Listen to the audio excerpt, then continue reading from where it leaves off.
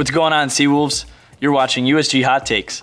I'm your host, AT Bianco, and today our guest is Joshua Ham, the president of the Korean Student Association here at Stony Brook. Josh, thanks for being here with us today. No problem, AT. I'm glad to be here. Awesome. So to start out, how are you with hot foods? Are you nervous? I think I'm all right with hot food for the most part. I grew up in an Asian household, so we love our spice, but I'm not sure about the last couple sauces, Those are always kind of the scary ones, so we'll see how it goes. And it gradually gets hotter, so yeah. We'll watch out. So you ready to get into it? Yeah, let's All do right. it.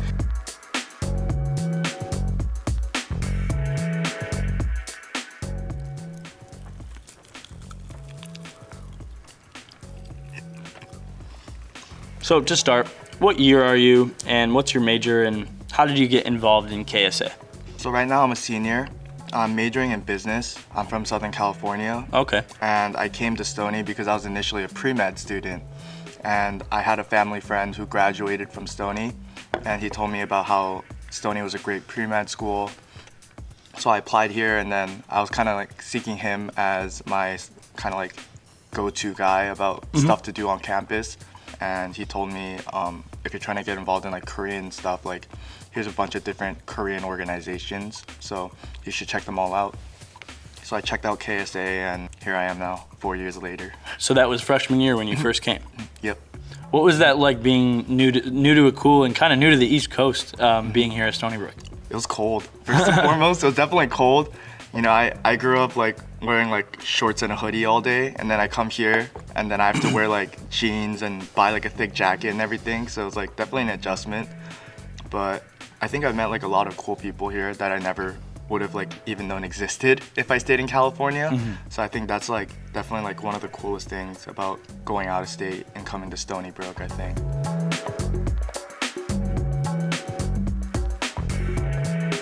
Yep, let's get it. So the second sauce is ghost pepper blueberry sauce. Cheers. Cheers.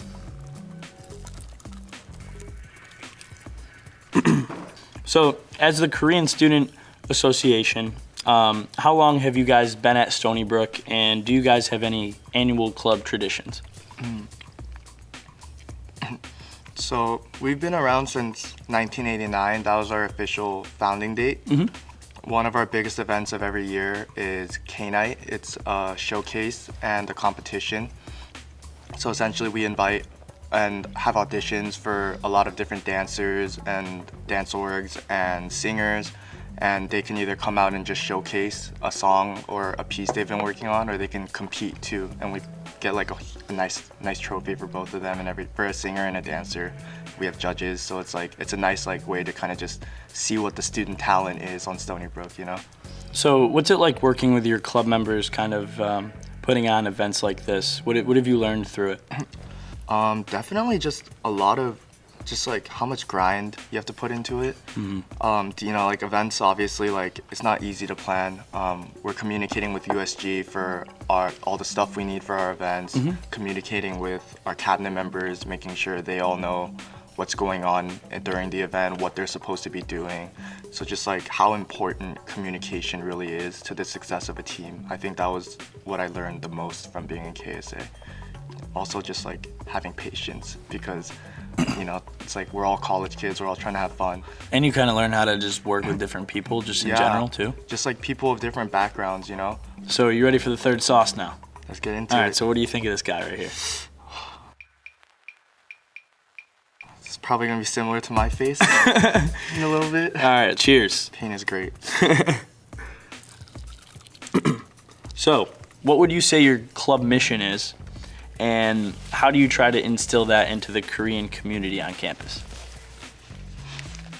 So, the Korean Student Association, our mission statement is to spread awareness of Korean culture throughout the Stony Brook community. So a lot of our events, they actually aren't really catered towards international Korean students, because we have a KSA and we also have a KSA, which is Korean International Student Association. So KSA is more of the club that caters towards the international students that are here on exchange programs and things like that. Whereas us, we're more about providing general Korean knowledge that a lot of domestic students might not know about, for example. We just had an event last week called 포장마차 Festival. And What does that stand for? 포장마차, it's essentially a Korean word that's supposed to represent like a Korean marketplace, like a night market or something like that. So we held it at LDS, and we pretty much just catered a bunch of, you know, classic like Korean street foods from a restaurant in Flushing, and they brought it over here, and we designed LDS so the tables look like actual little tents and everything like that. The students there got to play like traditional Korean games, and then they would get their food. So it was like, it's a really nice way, it's like a nice subtle way just to like allow people to learn about different cultures. And in your events, how important do you think food is? How important do you think its role is when it comes to putting on your events to kind of show and showcase your culture's palette? I think food is a really big part of it, because I don't know about you and your friends, but a lot of my friends that aren't even Korean, like they always tell me like, oh, Korean food is so great and stuff like that, and they know like the general, you know, the basic Korean food. I think it's really cool that like not even just us, but like other Asian cultural orgs as well, like how we're all really trying to embrace that aspect of like there's more to food than like just the stereotypical foods that we already know of. So ready for the bomb? Yeah, ready when All right, you so are. this is the fourth sauce.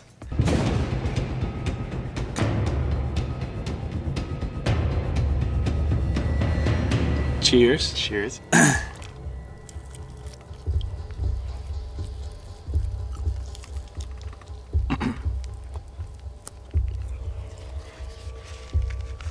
You know this one's bad because all the other ones are like kind of moist, and this one's just like flat out dry. And painful. So I'm gonna ask you a couple random trivia questions. If you know the answer, you could finish the sentence or you could just guess. Ready? In California, you can't legally buy a mousetrap without a... What? Without a what? Do you know what you can't legally buy a mousetrap without?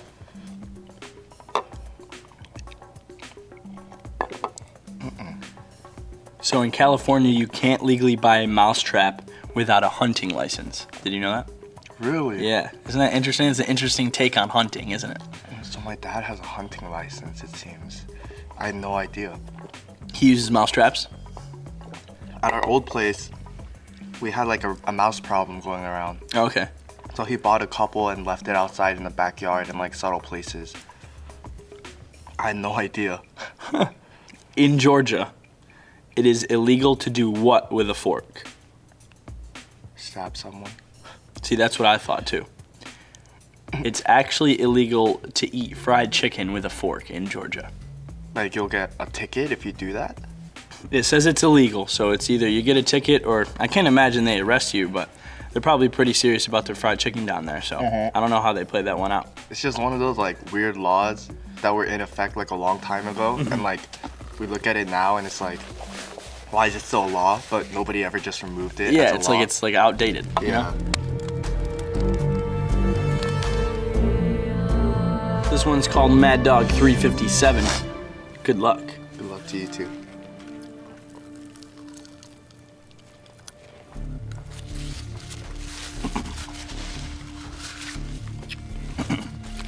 So, what would you like to say to your club members?